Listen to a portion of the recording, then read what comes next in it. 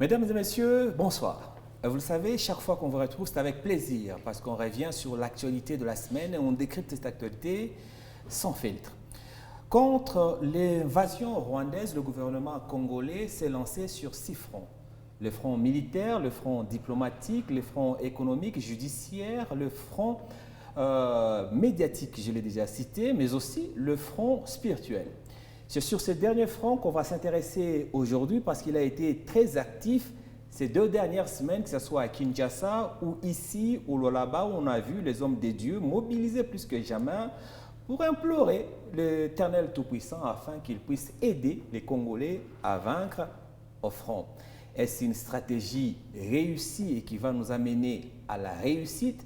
Là est toute la question. Pour en parler, je reçois sur ce plateau un homme des dieux qui a été à ce front spirituel. Il s'agit de l'évêque, plutôt l'archevêque de Échelle de Bethel, Emmanuel Banza. Monsieur l'archevêque, bonne arrivée. Merci beaucoup, monsieur les journalistes. On vous a vu sur les images avec la gouverneure du Lualaba en train de participer à ce que le gouvernement national a appelé le front spirituel dans cette guerre d'agression dont nous sommes victimes à l'est de la République démocratique du Congo. La première question que j'ai envie de vous poser, c'est de vous pousser à regarder, vous demander de regarder ces images sur lesquelles on voit les évêques catholiques qui sont censés aussi être dans le même front spirituel que vous. On le voit ici, tous sourire avec ceux qui participent à cette guerre d'agression, l'AFC avec Nanga en tête, M23, qui sont, comme on l'a dit par tous, soutenus par le Rwanda. Quelle réaction vous avez face à ces images? Est-ce pour vous une image de trahison ou ces évêques sont dans leur rôle? Merci beaucoup, messieurs les journalistes. Là, je vais aller tout droit à la lumière de la parole de Dieu. Vous savez, un jour, Jésus a donné un exemple dans le livre de Luc. Il a dit, s'il arrivait qu'un roi veut entrer en guerre avec un autre roi qui a 10 000 et l'autre roi qui a 20 000, s'il évalue que cette guerre ne va pas aboutir à sa victoire, il peut louer ou soit engager une ambassade pour trouver la paix afin qu'il n'y ait pas confrontation. Alors, à la lumière de la parole de Dieu, vous allez comprendre avec moi que ce soit la Première Guerre mondiale ou soit la Deuxième Guerre mondiale, toutes ces guerres s'étaient terminées toujours par les accords, par des négociations. Alors ce que les prêtres sont en train de faire, c'est ce qu'on appelle les bons offices. Parce que moi j'ai fait les relations internationales, on a compris qu'en temps de guerre, on ne doit pas se comporter comme si nous sommes dans les temps de calme. Il y a beaucoup de personnes qui sont en train de nous suivre peut-être ici, soit ce sont des militants de certains partis politiques qui pensent que c'est la trahison, qui pensent que les autres sont corrompus, alors que l'Église, c'est une force. Non seulement qu'il y a une démarche spirituelle. Vous voyez, il y a quelque chose que j'ai aimé. Vous allez comprendre que les évêques de la Cinco et de l'Église catholique, et de l'Église de la Cinco et aussi de l'ECC, ne s'étaient pas limités seulement à voir Nanga. Tout a commencé à Kinshasa. Ils sont allés d'abord voir le président de la République. Ils lui ont expliqué, parce que nous sommes sur le social. Vous allez comprendre avec moi que toute guerre a des retombées. Il y a destruction des infrastructures, il y a un problème de l'économie, parce que vous allez voir même les investisseurs, ils vont avoir peur, ils vont se dire qu'on ne peut pas aller là-bas, c'est un pays à haut risque, parce qu'ils ne peuvent jamais investir leur argent et perdre demain. Alors ça a commencé à Kinshasa, ils ont fait l'état des lieux, ils ont compris et constaté que partout là où il y a attaque, ou soit il y a guerre, soit c'est du côté M23, ou encore du côté des FARDC ou Azalendo, il y a perte de vies humaines. J'ai entendu, avant que Goma puisse tomber, il y a les journalistes de Kinshasa, il a dit c'est carnage. Bon, on est chef, pas des bâtiments, mais chef des hommes. Mais supposons qu'il y a toujours perte de vie humaine, au lieu que nous puissions continuer à dépenser les munitions, à dépenser les vies humaines, à dépenser tout ça, il est bon de faire les bons offices pour que nous puissions épargner la pauvre population qui est en train d'être gérée. Ça, ce n'est pas la trahison, c'est la sagesse, parce que c'est les bons offices, c'est aussi dans la voie de la parole de Dieu. Oui, ces évêques catholiques de la CENCO et de l'ECC ne se sont pas arrêtés à voir Corneille Nanga. Oui. Ce jeudi, ils ont été, on va voir ici au Rwanda, avec le président Paul Kagame, c'est sur l'autre image, où ils ont été reçus par l'ennemi juré des Congolais. Dans la Bible, parce que vous êtes un homme de Dieu, il est dit qu'un royaume divisé ne peut pas gagner. Oui. Quand on vous entend parler, on comprend que vous êtes plutôt d'accord avec la méthode des catholiques et de l'ECC. Oui. Pourtant, toujours dans les églises de réveil, je rappelle que vous êtes président des églises de réveil du Grand Katanga, donc vous êtes une voix autorisée. Il y a des voix qui s'élèvent contre cette méthodologie de l'Église catholique et de l'ECC. Oui. Comment vous expliquez cela? Je vais vous proposer, avant d'aller loin, d'écouter l'un des membres des églises de réveil qui ont été aussi reçus par le président de la République après les catholiques et les protestants. Il s'agit de l'évêque Mukuna, qui a eu, pendant le temps qu'il a eu de prière dans ce fameux front spirituel, à tenir ce propos, et vous me direz si vous êtes d'accord avec lui. D'accord.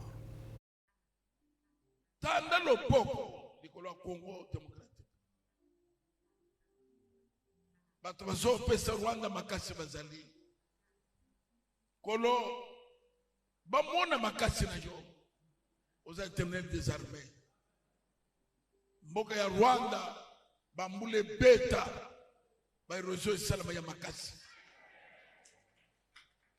mboka ya Rwanda papa ba tremblement de terre salama bandako kweya mboka ya Rwanda tinda ba epidemie bakufa pulupulu banzoi babimelaka bango na samalobi mseki banyama ya zamba bazolia batu. Pour ceux qui ne comprennent pas le lingala, l'évêque Mukuna demande carrément et simplement l'extermination du peuple rwandais. Dans la mission que le gouvernement vous a confiée, dans ce front spirituel, est-ce ça la mission qu'on vous a donnée?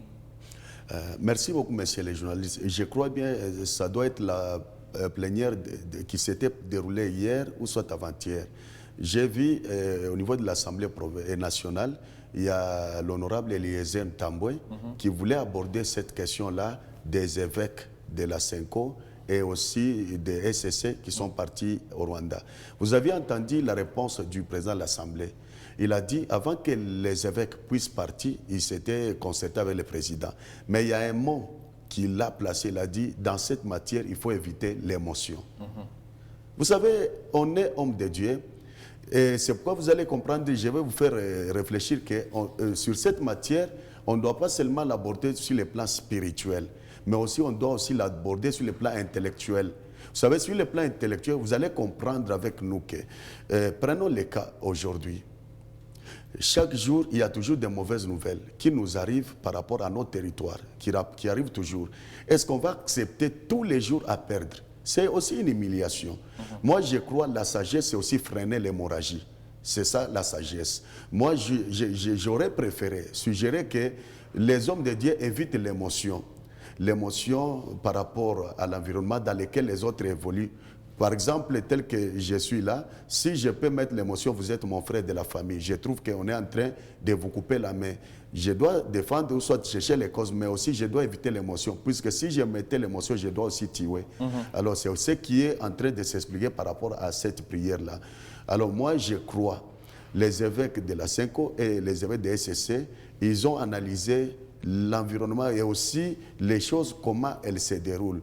On peut donc arriver à un moment donné jusqu'à tel point que toutes les provinces soient attaquées, par exemple, à la fois. Nous perdrons. Nous allons perdre confiance, surtout les vies humaines. Alors, il vaut mieux arrêter ça, que nous puissions chercher qu'est-ce que Nanga cherche, quelles sont les demandes des M23. Est-ce que le Rwanda est réellement impliqué dans ça? Qu'est-ce que le Rwanda est en train de chercher? Quand on commence à aller des causes à effet, on va trouver des solutions. Même ici au Congo, ce n'est pas la première fois.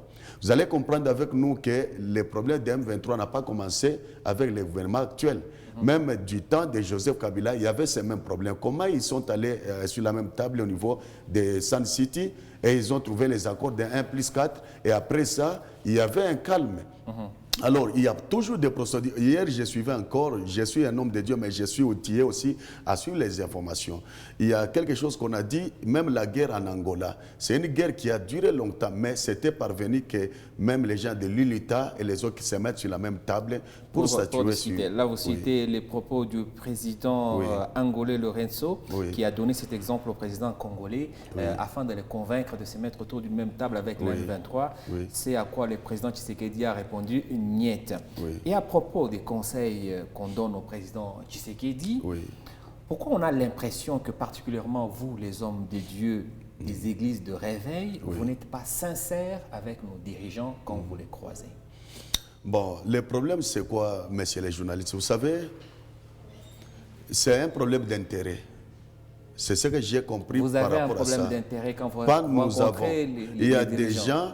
Des gens, c'est une analyse. Nous sommes en train d'analyser politiquement et aussi... Vous êtes acteur aussi. Oui, j'ai compris que... Vous n'êtes pas un analyste extérieur. Effectivement, actif. Actif. J'ai compris que c'est un problème d'intérêt. Je vais vous donner un exemple. Par exemple, je suis du côté des gens qui sont en train de distribuer l'argent. Et qu'il arrive que celui qui nous distribue l'argent, il doit être changé, soit il y a un problème de remplacement. Vous allez comprendre que je vais faire le tout possible pour que ce système continue. Maintenant, il y a ces gens-là qui pensent qu'au moment où il y aura les accords, soit la négociation, c'est vrai, il y aura partage des pouvoirs. Peut-être il avait une position telle par rapport à tel qui était aussi dans une fonction telle. Alors, il va perdre. À partir de là, il va avoir un discours qui va enfoncer. Soit... Vous savez quoi, pendant ce moment, regardez comment le président a engagé les fronts. Il y a les fronts militaires. Là, nous voyons les gens qui sont sur les champs de bataille. Il y a les fronts diplomatiques. Je vois et je loue la bravoure et l'intelligence de notre ministre des Affaires étrangères. Et vous allez voir qu'il y a aussi d'autres démarches qui sont en train de faire. Est-ce que le président, dans toutes ces démarches qu'il est en train de faire, est-ce qu'il ne comprend pas qu'on est devant un danger, on est devant un problème, la situation s'aggrave? Puisque regardez même aujourd'hui, ici sur le plan local, vous allez comprendre même l'économie a un problème. Même la vie sociale a un problème. Il y a frousse, il y a peur. Maintenant, en tant que garant, parce que gérer, c'est prévoir. Il faut prévoir dans toute situation maintenant. Excusez-moi, vous nous éloignez de ma question. Ma question était simple. Pourquoi est-ce qu'on a l'impression que vous, les hommes des dieux, particulièrement les églises des réveils, on a vu en tout cas après les églises catholiques et les CC, que les églises de réveil et les autres églises ont été reçues par le chef de l'État. Et on l'a vu lorsqu'il fallait choisir le président de la CENI, c'était la même histoire. On a l'impression que vous, quand vous rencontrez les autorités, quand je dis vous, c'est les églises de réveil, quand vous rencontrez les chefs de l'État et les autorités, on parlera de la province du Lualaba, on vous a vu très proche de maman gouverneur, on parlera aussi comment est-ce que vous la conseillez. Quand vous rencontrez ces dirigeants, vous n'avez pas un discours vrai et cru comme là, l'Église catholique, face à ses dirigeants. Qu'est-ce qui ne va pas? Est-ce que vous avez parlé des intérêts, mais est-ce que vous êtes aussi dans ce cas-là? Bon, je crois bien, vous voyez, vous êtes en train de suivre mon discours. C'est pour dire que moi, je suis pour le dialogue. Je suis pour un dialogue franc et je suis pour que le président puisse commencer à comprendre aussi des points contradictoires. Vous savez, aujourd'hui et aussi dans le monde... Est-ce que vous arrivez à lui dire, à dire aux autorités, que parfois certaines choses qui nous arrivent, c'est à cause de leur mauvaise conduite en tant qu'homme de Dieu? Effectivement, un homme de Dieu, c'est un père. C'est un prédicateur. Vous savez, la meilleure prédication, ce n'est pas celle qui donne la joie que la personne puisse dire toujours Amen, Amen. Mais la personne doit être... Vous allez comprendre avec moi, lorsque l'apôtre Pierre est sorti de la chambre haute, au moment où il prêchait, la Bible ne dit pas que les gens ont sursauté, ils ont crié, come on, avance. Mais la Bible dit que les gens avaient des cœurs vivement touchés. Quand on dit le cœur qui était vivement touché, c'est un cœur qui amène, c'est un message qui amène à la repentance. Parce que si nous les cajonnons, nous sommes en train de les faire tuer. Alors la vérité libère. C'est quoi, il arrive des fois, moi, pour ma part, parfois, vous allez comprendre avec moi peut-être la démarche que j'avais faite. À un moment donné, les gens ne m'ont pas compris, même quand il fallait gérer les problèmes des coronavirus. Moi, j'avais posé une question. J'ai dit, vous laissez les marchés ouverts. mais vous fermez les églises. C'est comme qui dirait que le corona a pour origine les églises. J'ai parlé dans toutes les chaînes à haute voix. Maintenant, il y a des gens qui disaient, Batakubamba, on va t'arrêter. Non, un homme de Dieu, c'est une bouche autorisée qui doit parler vrai, qui doit dire ce qui ne va pas. Pourvu que ça puisse nous permettre d'avancer. Pourquoi? Puisque je ne suis pas un pasteur seulement, pour un peuple qui est trop bas, c'est là où je vais leur dire arrêtez les vols, arrêtez les péchés, arrêtez l'adultère. Mais je dois aussi prêcher la même parole au sein des autorités qui sont en train de nous diriger. Très bien, merci beaucoup. Oui. Dans ce front spirituel, notamment ici au Lolaba, on a vu les hommes de Dieu, on va voir ça en illustration. Il y a eu des journées organisées pour différentes prières. Et même demain, on en a encore chez nous à l'échelle, il y aura encore une séance de prière qu'on a invité le matin. C'est samedi pour ceux qui nous regardent en direct et ceux qui nous regardent en rediffusion, c'est hier samedi bien sûr. Donc, je parlais d'un langage de sincérité face aux autorités. Oui. Sincèrement, quand le gouvernement dit on ouvre un front spirituel pour gagner cette guerre, sincèrement, est-ce que vous pensez que c'est par la prière que la RDC va avoir gain de cause? Merci beaucoup, monsieur Alain. Je vais illustrer ça avec Exode 17. Vous allez comprendre que Moïse avait à faire une guerre avec Amalek. Ils ont fait 2 stratégies. Il a dit à Josué, va choisir de braves soldats, tu descends sur les champs de bataille, et moi, Hur et Aaron, nous allons nous placer à la montagne. Et la Bible déclare, Josué est descendu sur le front de bataille, et Josué et Moïse, ils sont restés à la montagne toute la journée. Il y avait des stratégies. Ils ont constaté quand Moïse s'est fatigué, les mains s'est fatigué, il fallait mettre les sièges, ou soit de la pierre, et ils ont tenu là jusqu'à ce qu'Israël a gagné la guerre. Nous n'allons pas seulement nous limiter sur les plans. Vous savez, il y a une référence biblique, je vais vous le lire rapidement, qui dit que pour la guerre, tu as dit, il faut pour la guerre de la prudence et de la force. C'est dans 2 Rois chapitre 18, verset 20. Tu as dit, il faut pour la guerre de la prudence et de la force. C'est-à-dire quoi? La prudence, c'est la gestion des situations pareilles. La force, c'est l'exécution. C'est-à-dire, nous devons rester, Moïse, c'est l'aspect spirituel.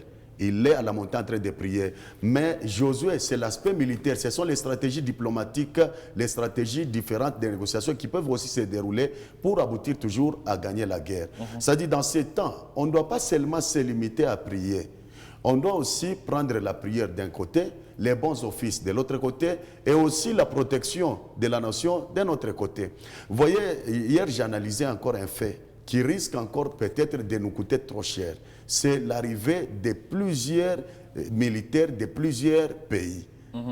Vous allez voir que demain peut-être ça ne sera plus encore les M23. Voyez si les Tchadiens arrivaient, toujours sur notre sol, les Burkinabés, arriver sur notre sol. Il y a les Ougandais, il y a les Sud-Africains. Vous allez comprendre que nous risquerons d'intensifier la guerre parce que sur le plan local, cette guerre risque d'être internationalisée. Alors, ce qui est important, c'est seulement rester à prier, mais qu'on déploie aussi des stratégies afin d'aboutir à la paix pour ne pas vraiment vivre les pires demain. Très bien. Oui. J'aime beaucoup votre réponse. Vous reconnaissez que ce n'est pas seulement par la prière qu'on va arriver au bout de cette guerre. Oui. Vous savez que notre pays n'a pas beaucoup de moyens. Oui. Et que nos militaires, ce n'est pas un secret, même à l'Assemblée nationale, on en parle. Nos institutions bouffent 70% de moyens de la République. L'armée n'a pas beaucoup de moyens. Pourtant, pour organiser vos séances de prière, ça coûte de l'argent aux autorités. Oui. L'argent qui aurait pu être envoyé aux militaires au front. Pourquoi vous acceptez cela? Merci beaucoup. D'ailleurs, pour votre information, par exemple, la prière qui s'était déroulée hier là, on n'a rien exigé et puis c'était gratuit dans le sens, il y a d'autres choses, par exemple location des instruments, location des bâches, tout ça. Non, à cet effet-là, il y a le monsieur qui est en train de faire ça, c'est aussi un Congolais. Parce que j'étais dans cette commission d'organisation. C'est-à-dire, il y a d'autres personnes qui ont fait bénévolement. Et au retour de ça, comme j'étais dans la gestion de ce qui était entré, aujourd'hui, nous étions dans l'évaluation. Nous avions refusé de prendre même 1 franc. Tout cet argent-là est collecté. il y a une délégation. D'ailleurs, peut-être parmi nous, il y a quelques personnes qui vont aller directement à Goma avec cet argent, soit le matériel que Vous allez aller à Goma rencontrer oui, Nanga. Effectivement, oui, oui. Pour pas rencontrer Nanga. Oui, mais c'est lui le maître des Oui, lieux. effectivement, Donc, nous allons demander, puisque en tant que dans les casquettes des religieux, ils vont nous recevoir pour que nous puissions déposer. Donc vous allez faire la même chose que les catholiques. Bon, heureusement que vous avez dit que les catholiques n'avaient pas péché en faisant effectivement, les bons offices. Les bons offices. Oui. Maintenant, vous êtes un religieux. Oui. Et en tant que chrétien, on apprend tous dès les bas âges que les dieux que nous prions, c'est un Dieu jaloux. Oui. Comment est-ce que vous expliquez que l'autorité qui vous a demandé de l'accompagner dans cette bataille vous demande à vous et demande en même temps aussi aux féticheurs, aux chefs coutumiers de faire la même chose? Donc, dans le front spirituel, il n'y a pas que les chrétiens, il y a aussi les musulmans, mais il y a aussi les chefs coutumiers. Vous qui priez un Dieu jaloux, est-ce que vous pensez que votre Dieu jaloux va accéder à votre prière quand vous le faites en vous associant aux gens que lui n'aime pas? Ok, merci beaucoup. Moi, je crois, de notre côté, on s'est limité dans la cargaison spirituelle. À moins que si hier, les par chefs exemple, coutumiers aussi sont dans la spiritualité. Les chefs coutumiers hier n'étaient pas avec nous. Non, mais oui. je parle de la nation. Je Ah, parle de pas la du nation. Douala. Là, ça dépend de là où ils l'ont fait. Mais pour notre côté, on n'a pas vu ça. Ils l'ont fait au Kassai. Oui. Ils ont invoqué des esprits qu'ils ont envoyés notamment au Rwanda, qu'ils ont envoyés sur la tête de l'ancien président de la République, Joseph Kabila, pour l'exterminer, mais également sur la tête de Nanga et de Paul Kagame. Mais ils font partie de ce front spirituel. Quand on parle du front spirituel, on n'a pas précisé front spirituel chrétien. Oui. Et le président lui-même avait appelé les chefs coutumiers à exercer de leur pouvoir pour nous permettre de gagner cette guerre. Je reviens à ma question. Associer ces spiritualités que vous êtes censé combattre à votre combat, est-ce que ça ne va pas faire en sorte que vous puissiez prier en vain parce que votre Dieu est un Dieu jaloux? Oui, bon, vous savez, Dieu est souverain. Il n'a pas besoin d'une multitude. Il a besoin même d'une personne qui marche dans la piété, dans la sainteté. Ce que vous allez voir au moment où on a tué tous les prophètes de l'Éternel. Et c'est qui cette personne qui doit marcher dans la piété, pour sauver moi, je ne peux pas pays? détailler la personne parce que ça, c'est dans les secrets de Dieu lui-même. Ce que vous allez comprendre, Élie pouvait lui dire lui-même que je suis resté le seul vrai prophète de Dieu. Mais on lui a dit que Dieu s'était réservé encore 7000 qui n'ont pas encore fléchi les genoux devant Baal. C'est-à-dire, dans la discrétion divine, Dieu lui-même, il connaît. Bon, est-ce que pendant que nous sommes en train de prier, est-ce qu'au Rwanda, on ne prie pas aussi? On prie aussi. On prie aussi. C'est le même Dieu. Il va exaucer quelle prière? C'est quoi nous demandons dans ce temps la miséricorde de Dieu pour que toutes les démarches, que ce soit la démarche que les évêques sont en train d'entreprendre, que ce soit pas la diplomatie, parce que du point de vue de la guerre, vous-même venez de dire qu'il y a un peu de situations difficiles. C'est pourquoi vous allez voir que prochainement, j'aimerais demander que notre gouvernement soit comme le gouvernement américain. Il y a suite des projets. Vous allez voir que les Américains, que ce soit les temps des démocrates ou soit des républicains, ils ont la même philosophie de travailler. Mais ici, chez nous, il y a un danger. Quand c'est l'autre qui passe, il doit faire table rase de ce que l'autre avait laissé. C'est pourquoi on se retrouve dans cette situation aujourd'hui. Qu'il y ait une politique et que cette politique soit respectée à la longue, pourvu que nous ne puissions pas nous retrouver aujourd'hui. Imaginez-vous, ça m'a fait pitié dernièrement de voir au front nos militaires qui manquent même de l'eau à boire. Il y a un militaire qui a dit « Nazo Lukamai ». Tout ça, ça fait mal. Maintenant qu'il y a une politique qui sera suivie, même si c'est un autre qui va gérer, afin que ça soit unique, que nous ne puissions pas retomber à ce genre de choses. Parce que gérer, c'est prévoir. Oui, mais en définitive, vous ne répondez toujours pas à ma question. Ce choix du président de la République de mélanger dans le front spirituel les religieux et les chefs coutumiers, n'est-ce pas là prévoir l'échec d'avance? Au regard de ce qu'est votre doctrine. Moi, je dis que ce n'est pas l'échec. C'est là où je vous réponds que Dieu peut donc accepter et accorder la prière, exaucer la prière de celui qui est dans son couloir. Oui, mais c'est lui qui prie c'est-à-dire, ici. les problèmes le garant ici, de la nation, c'est le chef.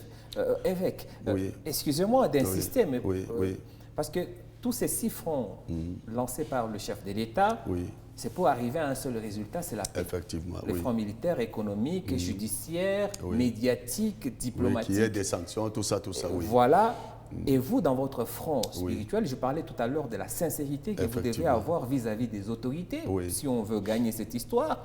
Quand ils vous mélangent avec les gens que vous êtes censés, et vous, en tant qu'homme de Dieu, chaque dimanche, vous lancez le feu sur ces gens-là. Vous détruisez leur pouvoir. Maintenant, quand on vous mélange vous, des hommes spirituels de Dieu, on vous mélange avec vos ennemis spirituels pour combattre un autre ennemi. Pourquoi vous acceptez cela? Pourquoi vous ne dites pas la vérité au chef de l'État en lui disant non, président, on est d'accord pour le combat que vous nous demandez, mais ne nous mélangez pas avec nos adversaires quotidiens. Ok, cela pouvait s'avérer être un problème au cas où, par exemple, on nous prend tous dans les stades. Moi, je suis là avec ma Bible, avec ma parole et la parole de Dieu. Et aussi, ils sont là en train de chercher, de demander, de faire les incantations. Là, ça ne te fera jamais. Mais, homme de Dieu, on va revoir encore cette photo du président de la République qui a reçu toutes les communautés religieuses. Vous n'allez pas me dire que tous ces gens qu'on voit là, ce sont des chrétiens qui confessent Jésus comme Seigneur et Sauveur. Vous n'allez pas me dire que chaque dimanche, vous, dans votre culte, vous ne demandez pas à vos fidèles de sortir des différentes églises qui sont représentées sur cette photo. Merci beaucoup. Je crois bien, dernièrement, j'ai été ordonné. Il y a un discours que j'avais tenu. Vous savez, le problème qui est là, j'avais dit, la religion est l'apanage de l'homme. L'apanage de l'homme comment? C'est-à-dire, c'est l'homme qui a créé, ça c'est le bouddhisme, ça c'est les musulmans, ça c'est catholique, ça c'est tel. C'est l'homme. Mais Dieu n'a jamais créé une religion. Dieu, lui, il est souverain. À moins, nous qui sommes christianisés, c'est-à-dire nous passons par Christ pour croire que nous sommes dans les chemins qui vont nous amener au Père.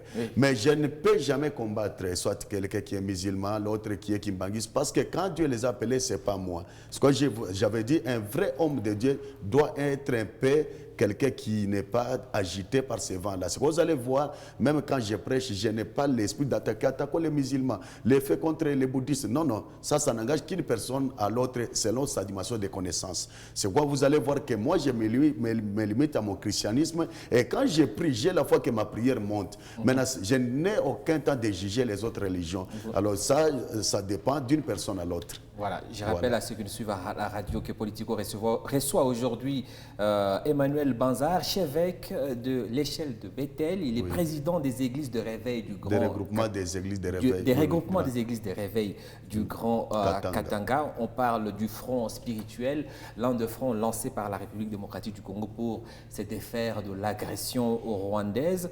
Monsieur l'archevêque, votre réponse tout à l'heure à ma précédente question, c'est une parenthèse que je vais ouvrir. Vous avez du mal à condamner le fait que le président de la République ait mis dans le front spirituel un front unique, les chefs coutumiers et les croyants chrétiens que vous êtes. Cela risque d'accréditer un certain discours qu'on entend ici au Lualaba depuis votre ordination. Vous avez vu avec des chefs coutumiers, vous aviez des trucs un peu mystiques autour de vous. On a l'impression que ce sont des choses que vous tolérez et que vous appréciez bien. Non, pas tellement. Vous savez, moi, je venais de vous dire au début que j'ai fait les relations internationales. Vous savez, en dehors de la religion, on est dans la société. Ce que vous allez voir, par exemple, dans 2 Rois chapitre 4, le prophète est mort, il a laissé sa femme, il a laissé aussi la dette. Et quand la femme est allée voir le prophète a dit, qu'est-ce que je peux faire pour toi? Il a dit, qu'est-ce que tu as dans ta maison? Il a dit, j'ai un peu d'huile. Il a dit, va chez tous tes voisins. Vous savez, il y a une différence entre la spiritualité que la personne est en train de suivre et aussi les relations sociales. Moi, dans les relations sociales, j'accepte tout le monde, mais dans la spiritualité, je suis calé en Jésus-Christ. Je peux être là, vous êtes peut-être kimbanguiste, vous êtes peut-être musulman, ça ne m'affecte pas. Ma foi est unique, je crois. C'est quoi Paul a dit, nous savons à qui nous avons cru.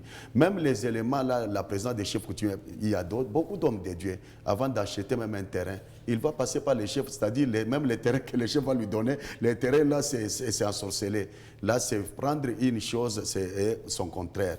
Moi, je crois bien, c'est dans la dimension sociale, j'aime mettre chacun dans son siège, mais dans ma croyance spirituelle, je reste avec Jésus que j'ai écrit. Et les autres instruments, par exemple les bâtons et les autres, ce n'est pas à utiliser, ce sont des symboles. D'ailleurs, moi, je ne les utilise jamais. Donc, c'est pour dire, sur le plan social, Emmanuel Banza aime mettre chacun à l'aise dans son siège. Et si tous vos fidèles faisaient la même chose, est-ce qu'il y aurait des différences entre les croyants, les chrétiens et les non-chrétiens? D'ailleurs, sur ce point-là, j'avais souri. Il y a l'un des chefs coutumiers qui avait dit, il est dans sa famille, tous ses frères, ce sont des pasteurs des tabernacles. Maintenant, je lui ai posé la question, maintenant, s'il arrive que tu pars visiter tes frères dans leur maison, tu manges, ils ont dit, nous mangeons, c'est ma famille. Ils ne peuvent jamais me régner tout ça. C'est-à-dire, les gens de l'église, ils doivent éviter l'hypocrisie.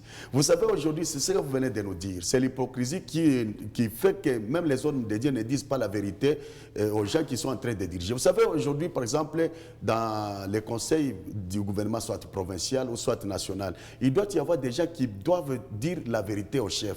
Au lieu de seulement comme tapa, de dire toi, non, vous devez lui dire la vérité pour bien gérer. Mais aujourd'hui, s'il y a des chrétiens qui nous suivent, il y a des gens dans les familles qui sont chefs coutumiers, chefs tels, est-ce qu'ils vont les refuser? Ils ne doivent pas les refuser, mais ce qui est important, c'est garder la croyance et ne pas être hypocrite. Un jour, je vais vous parler, on arrive quelques jours, à un endroit, il y avait la fête. Lorsque nous sommes arrivés à la fête, j'étais là invité avec tous les fidèles de mon église, les anciens, tout ça. Alors après, j'ai compris qu'ils étaient hypocrites. J'ai dit, soyez à l'aise, moi je ne peux pas vous juger. Si vous prenez de l'eau, buvez de l'eau. Si tu as l'habitude de prendre la bière, prends la bière. J'étais surpris de voir les gens qui paraissaient très sérieux, ils prennent. Alors il y a beaucoup de gens qui marquent l'hypocrisie, alors que moi je ne suis pas Dieu, c'est Dieu qui regarde les cœurs de tout et chacun. Voilà, vous n'êtes pas donc comme le pasteur Marcelo qui dit s'il croise un fidèle de ses fidèles dans cet état-là, il chasse de l'église. Non, ce n'est pas mon église, papa. Pour clôturer sur cette étape, si le chef de l'État est en train de nous regarder ce soir, et si vous aviez un conseil à lui donner quant au mélange de chrétiens que vous êtes et des chefs coutumiers, vous lui direz quoi? Qu'il a fait une bonne chose ou qu'il aurait fait mieux de vous séparer? Oui. Moi, j'aurais demandé au président de choisir les meilleurs. Le meilleur, c'est Dieu. Dieu gagne toujours. Dieu, c'est le meilleur. Quand on parle Dieu, c'est le meilleur, c'est la voie. Parce que vous savez, quand quelqu'un commence à chercher plusieurs voies pour trouver la solution, vous risquerez de vous perdre même vous-même. Il doit être focalisé à Dieu.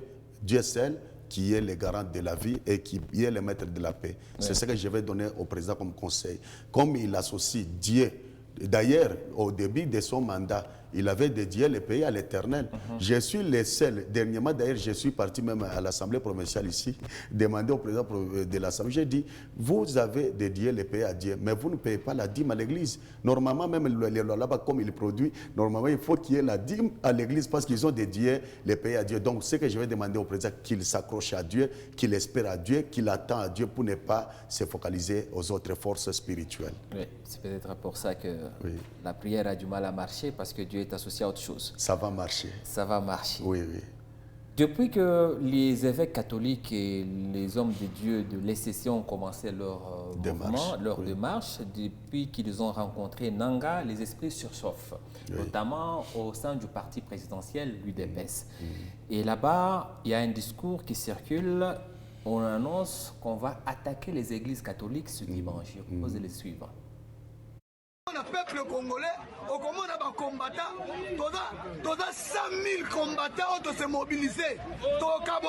Chaque paroisse, donc il n'est plus ou moins, n'a pas fidèle catholique. 5 000 Congolais, 5 000 Congolais, n'a pas combattant, Sangani, baza d'accord. Balobi que dimanche, n'engazana, boko sambe la terre. Dimanche, boko sambe la terre. On constate ma bonne à mon côté. Donc on va y. Catholique, papa catholique union sokomo na 4 ba Congolais babimi 4 ba Congolais ba kobima wana bazongisaka bandimi bazo batonza bandimi lelo boko sambela te lelo boko kota te komio na yo ekotula kitunga na yo fran ekobima 0 okokufa nzala yo ambongo okokufa nzala omani kitunga na yo kitu beglise nyonso ebi okotsa combien so dimanche touro okozwa 0 omoni touro cause zanini yo ambongo cause cause eza boye yo ambongo oke kokumisa président rwandais obi président rwandais aleki baprésident nyonso aza un vrai leader aleki uti baprésident mosusu loko okenda kokumisa rwandais soki oza M23 yo mpo bapimela makambo ya pétrole bakata oyo angola abatie bakata moko okoma ene epa mwana moke félix eza mwana moke yo papa mokolo apesa yango meme babis apesa yo babis otambola nango jiki otambola nango. Quand vous écoutez ces discours, ces propos de personnes qui ne se cachent pas, hein, c'est à Kinshasa, en tant qu'homme de Dieu qui participe à ce front spirituel, vous voyez les hommes de Dieu comme vous qui sont attaqués parce qu'ils veulent la paix. Tout de suite, quelle est votre réaction? Merci beaucoup. Je crois que j'ai répondu au début par rapport à ce que le président de l'Assemblée nationale a répondu à l'honorable Eliezer Tamboué. Il a dit dans cette matière, il faut éviter l'émotion. Quand vous voyez le monsieur qui est en train de parler là, ce sont les émotions. Quand on met les émotions dans ce genre de matière, on va compliquer les chefs de l'État. Moi, ce que je vais demander aux chefs de l'État, c'est éviter d'être comme Saïl. Vous savez, Saïl, il est rentré de la guerre avec les Amalécites toujours. Il a pris les veaux, tout ça et les biens. Alors, lorsque le prophète lui a dit, j'ai entendu l'événement, il a dit, ce sont les peuples qui ont pris, qui ont dit de prendre tout ça, et Dieu l'avait rejeté. Moi, ce que je crois autour du président, même l'archevêque Ambongo, c'est aussi des sages dans ces pays. On ne peut pas vraiment... Vous savez, d'ailleurs, il y a une différence entre l'Église catholique et nous, les réveils. Nous, les réveils, je peux me réveiller aujourd'hui, je dis, Dieu m'a appelé, je ramasse la Bible, je deviens pasteur. Mais pour devenir pasteur, il y a une école. Et ils sont bien formés dans tous les domaines de la vie, c'est-à-dire qu'ils sont prévisibles. Est-ce qu'ils peuvent agir par émotion? Soit il y a un intérêt caché pour dire que les élèves de la CENCO et SSS, ce sont les agents de MB23 et de Kagame. Ils doivent éviter les émotions. Ce que je vais demander à toute la population congolaise, même les gens du parti du président, ils doivent éviter l'émotion. Rien n'est encore fait. Ce sont les bons offices. D'ailleurs, ce sont parmi les voies et moyens pour arrêter cette hémorragie. Maintenant, supposer que ça brille au Katanga, ça brille à Lumbashi, ça brille à Kinshasa, est-ce que ces messieurs-là, les 100 000 personnes qu'il est en train de parler, est-ce qu'ils sont prêts pour être au front? Ça, ce sont les émotions. Moi, ce que je demanderais, c'est que le président écoute les sages. Parce que les archevêques catholiques et les autres, ce sont des pères, ce sont des sages. Ils ne peuvent jamais lui induire en erreur. Mais si il peut suivre les gens qui sont émotionnés, on ne dirige pas la nation à cause des émotions. Mais on dirige la nation pour bien gouverner les peuples. La ministre des Affaires étrangères avait évoqué au niveau de l'ONU que si l'ONU ne sanctionnait pas le Rwanda, le peuple va s'en charger. Et c'est ce peuple qui veut s'en charger justement. Non, mais à ce niveau-là, on qualifie d'être des traîtres. On peut avoir des problèmes. Parce que vous voyez d'abord avec les attaques des ambassades. Les ambassades sont des représentations d'autres États dans notre nation. En d'autres termes, sont inviolables. Il y a un cours que nous avions étudié de diplomatie en relations internationales. Il y a l'inviolabilité des ambassades. C'est-à-dire quand vous faites là, il y a un danger. Vous savez, sur le plan politique, moi je suis aussi quelqu'un qui a fait les sciences sociales, politiques et administratives. Vous allez voir qu'avant que le gouvernement de Mobutu puisse s'écrouler, il y avait d'abord des ruptures diplomatiques. Si nous pouvons suivre ces mouvements-là, il y aura rupture diplomatique. Or, s'il y a rupture diplomatique déjà, le pays sera isolé. Et si le pays est isolé, c'est le président qui aura beaucoup de difficultés pour renouer encore ces relations. Alors, qu'est-ce que le pouvoir central doit faire avec ces gens? Est-ce qu'il faut qu'on les interpelle? Est-ce qu'il faut qu'ils soient arrêtés par la justice? Jusqu'ici, ces discours circulent sur les réseaux sociaux depuis 48 heures maintenant. Il n'y a aucune réaction. En tout cas, il y a un des communicateurs de l'UDPS qui avait appelé d'ailleurs au meurtre du président de l'Assemblée nationale, Vital Kamerhe, qui a été interpellé et aux dernières nouvelles, il aurait été relaxé. En tout cas, on va suivre ça de près. Quelle doit être la position du gouvernement face à ces gens qui, eux, veulent en découdre avec d'autres compatriotes tout de suite? Merci beaucoup. Moi, je crois que ce n'est pas seulement le problème du président. À la longue, il faudrait, avant de titulariser les documents pour un parti politique, que l'on puisse d'abord étudier les chargés de l'idéologie politique de ces partis politiques. Dans l'idéologie politique, par exemple, tel que moi et vous, par exemple, vous avez votre parti politique, vous êtes mon adversaire, mais nous ne sommes pas ennemis. On ne doit pas arriver à se tuer, soit à se faire du mal. Moi, ce que je vais demander, c'est au niveau de ces sacs, c'est ces sacs. C'est ça que doit interpeller ces messieurs et même les partis politiques. Parce que dans cet âge, je crois que parmi les résolutions qu'on est en train d'adopter en Tanzanie, on a dit éviter même des discours qui doivent conduire à la haine. À supposer que ces gens, ne sont pas contrôlés et que ces gens arrivaient à faire des dégâts à l'Église catholique. Vous savez que l'Église catholique, c'est Rome. Rome, c'est aussi tout un gouvernement. Ça va faire que nous n'allons pas vivre encore bien dans la société. Et aussi à l'Église catholique, c'est pas dire que tous les gens de l'Église catholique sont dans l'IDPS. Il y a les autres qui sont dans d'autres partis politiques. Maintenant, s'il y a affrontement, il y aura toujours la mort d'homme. Moi, ce que je vais demander, c'est que les ministres de l'Intérieur, les ministres des Communications, les ministres aussi de la Justice commencent à se saisir des dossiers, frapper directement. Vous allez voir qu'on peut arrêter ça. Parce que maintenant, nous risquerons vraiment de conduire. C'est le président qui a le volant. Bon, supposons que je suis en train de conduire beaucoup déjà dans les bus. L'autre dit va à gauche, l'autre dit va à droite, l'autre dit frein, l'autre le bruit là. Ça va faire que les véhicules puissent connaître un accident. Très bien. Oui. On a noté. Pour finir, maintenant, vous êtes en train de prier pour qu'on puisse arriver à cette paix. Ne pensez-vous pas que Dieu a déjà répondu à vos prières? Parce que vous êtes d'accord avec moi que l'intelligence, c'est Dieu qui l'a donnée. Pourtant, l'intelligence est définie, vous êtes un homme de science, je ne vais pas vous l'apprendre, est définie comme la capacité à trouver des solutions aux problèmes. Nous sommes un peuple intelligent. Ce qui arrive à l'Est, c'est un problème. Donc, si nous sommes intelligents, ça veut dire que nous avons déjà la solution à ces problèmes. C'est à nous maintenant d'appliquer les différentes solutions et nous savons, parce qu'on a déjà vécu ça, vous l'avez répété, vous l'avez rappelé ici, on n'arrive pas à l'appliquer. Je reviens à ma toute première question que je vous avais posée tout à l'heure.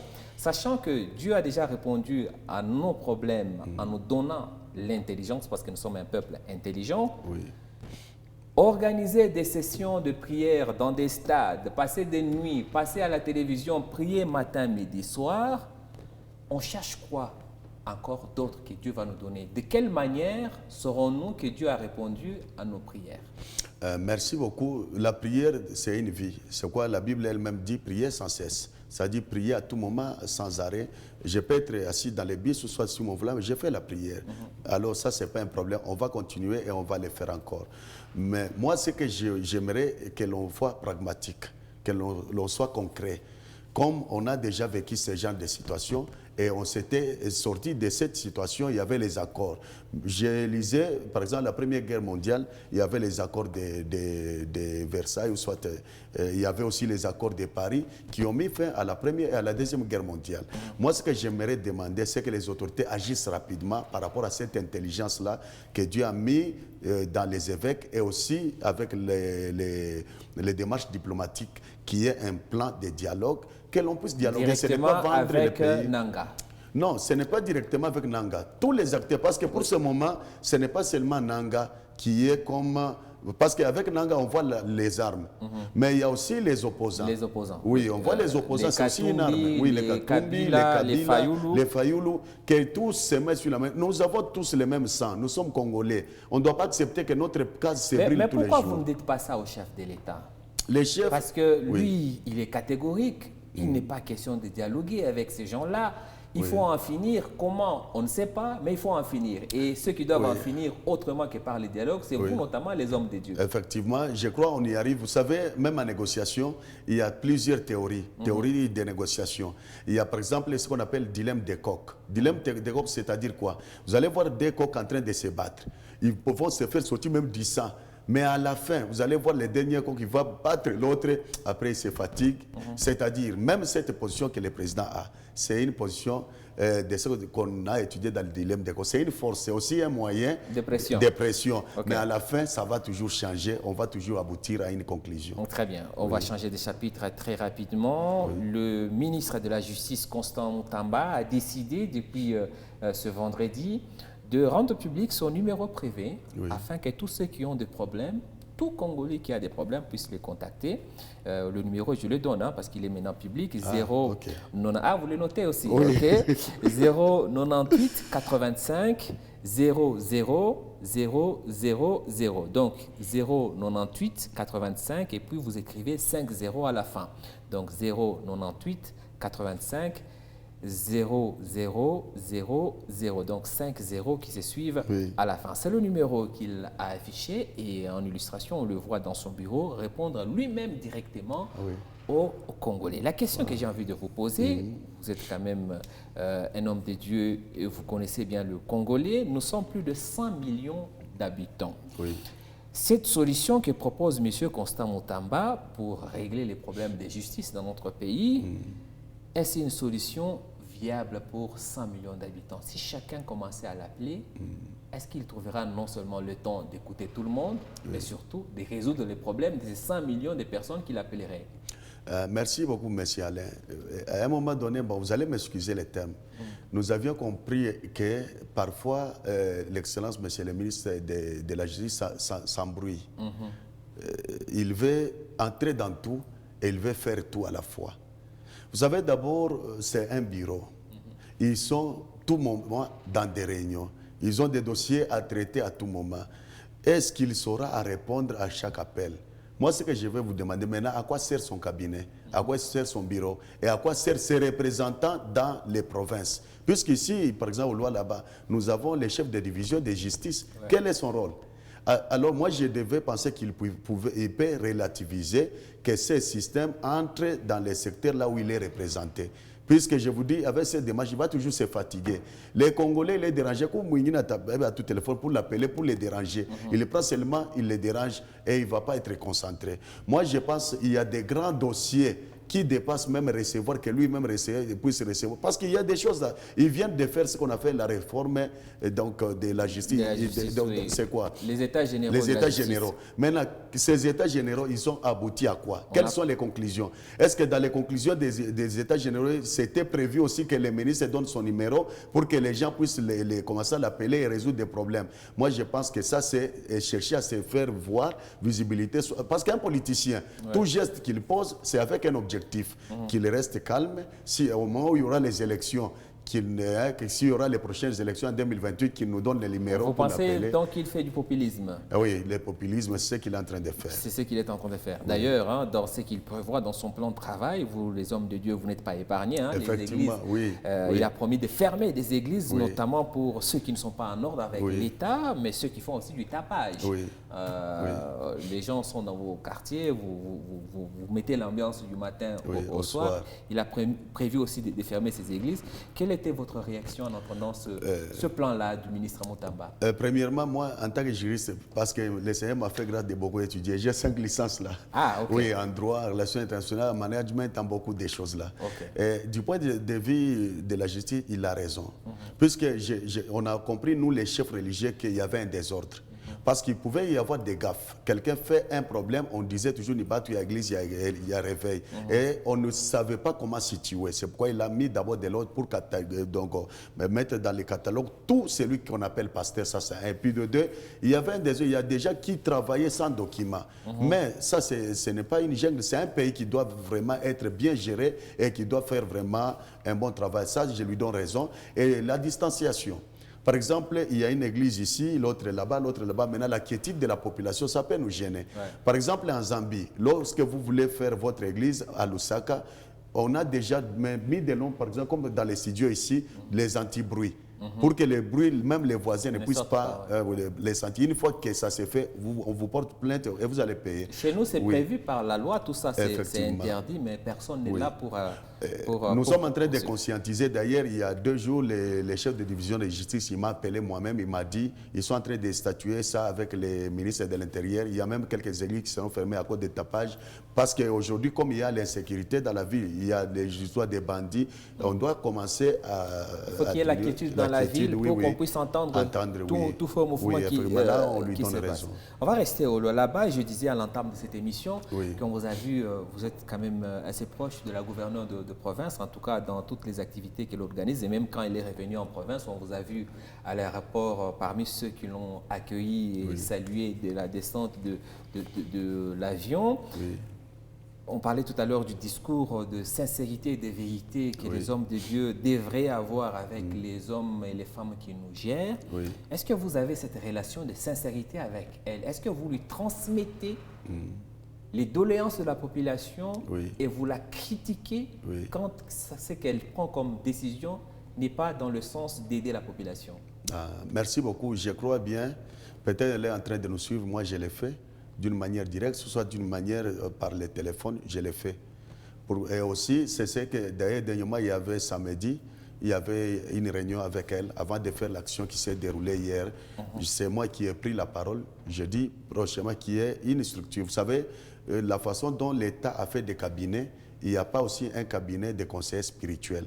Parce qu'il y a seulement des cabinets de conseillers juridiques, des conseillers en matière de l'économie. Mais sur tous les plans, il n'y a pas ces cabinets-là. Vous cherchez un poste là? Non, non, ce n'est pas seulement chercher un poste. Parce que nous passons si on crée un cabinet postes, spirituel, oui, on doit nommer un homme de Dieu et oui. je suis sûr que vous serez candidat. Bon, vous ne parlez pas pour la population là. Ça dépend parce que quand vous êtes proche là, il y a des choses à dire clairement. Parce que vous allez vous comprendre que les pères spirituels sont plus écoutés que les autres. Parce qu'on peut faire face à un ministre, à un militaire, mais un homme de Dieu, quand même, il y a double respect. Il nous écoute parfois. Mais c'est justement ça la difficulté. Quand on vit à Kolwezi, il y a autant de problèmes. Oui. Il y a aussi autant de problèmes ou de soucis qu'on reproche aux dirigeants de la province. Oui. Mais vous, on vous voit avec Madame la gouverneure, en tout cas ceux qui dirigent la province, on ne sent pas que vous leur faites des reproches par rapport à ce qu'on leur reproche par la population. Notamment, il y a eu le budget provincial, il y a eu autant de reproches faits à la gouverneure, il y a eu les nominations du gouvernement, etc., etc.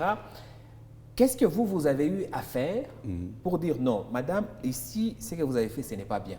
Oui. Ça ne se fait pas comme ça. Oui. Ou vous ne pouvez pas prendre telle décision. Est-ce que vous avez eu déjà à le faire? Si oui, vous donnez-nous un exemple. Bon, en matière, par exemple, du budget, vous savez, on n'est pas associé.